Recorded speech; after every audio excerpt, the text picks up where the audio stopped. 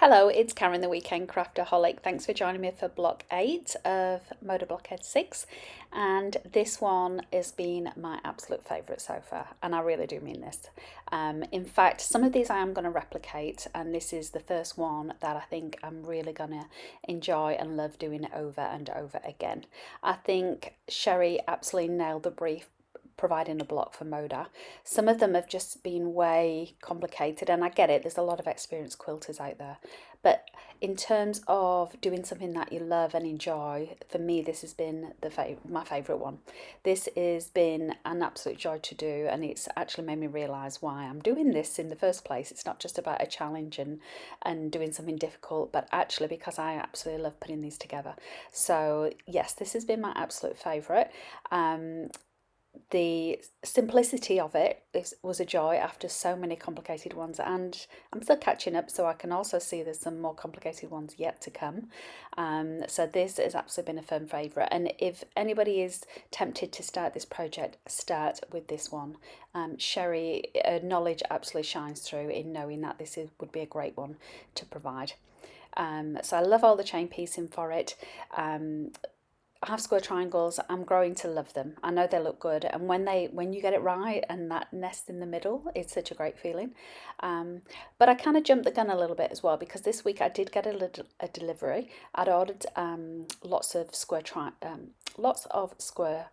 templates, like nested squares, just to make it a bit easier when I'm cutting. You can see them here, and this was actually a 3-inch with a 1/4 inch seam allowance, and it did say trim it down to 3.5, so I'm 0.25 short on this.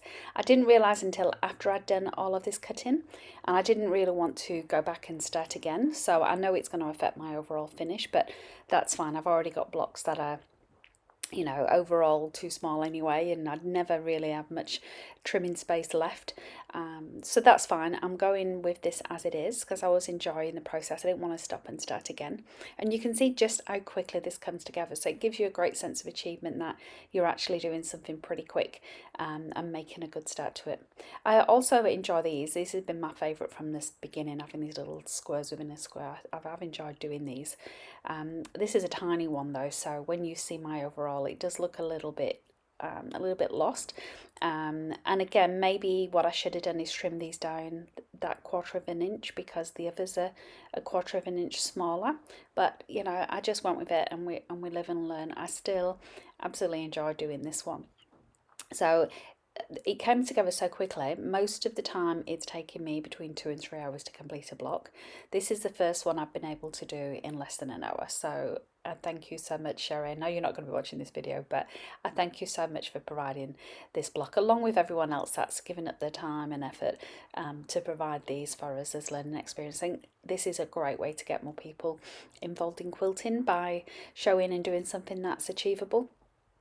The other thing you'll see me doing here, again, because I've been binge watching quilting videos on YouTube, I cannot remember who did it, but I saw someone actually just carry on stitching. So as you're doing the rows across and then the rows down, instead of snipping off those threads, I saw them leave it. I think it might have been little bean, or whatever her name is, little green bean.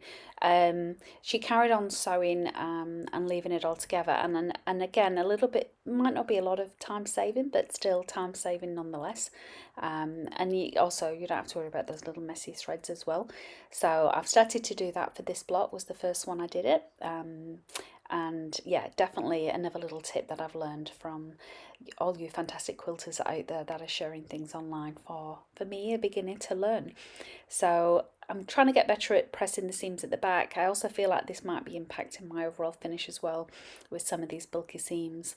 So this one didn't come out as great as I thought it would, but you can see I do actually have a bit of overhang that I managed to trim down.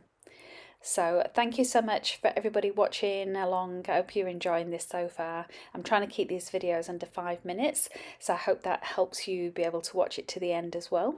And if you're quilting this weekend, I hope you have a great crafting weekend. Thanks for watching.